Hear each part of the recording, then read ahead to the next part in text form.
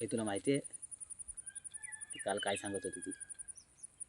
तुला राग आला, तू निघून गेलास, पण ती जे काय सांगत होती ना ती तुझ्याबद्दलच होतं. अरे पण समोरच्याचं ऐकून तरी घ्यायचं असतं ना, एवढं डायरेक्ट डोक्यात घालून घ्यायचं नसतं. ती तुला सांगत होती थांब म्हणून, तुला पण सांगणार होती ती ना, पण तू काय आपल्याच मूडमध्ये ऐकून घ्यायचं असतं.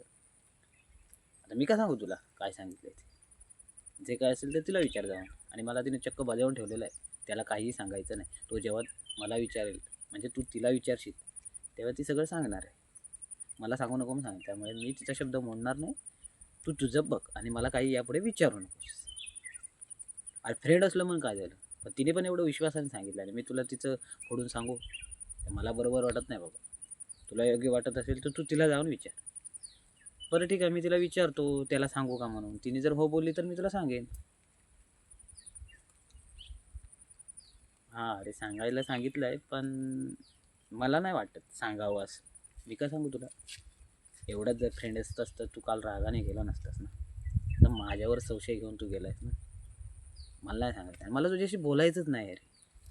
तिने सांगितलं आहे मला सांगायला, पण मला तुझ्याशी बोलायचंच नाही, माझी इच्छाच नाही राहिली.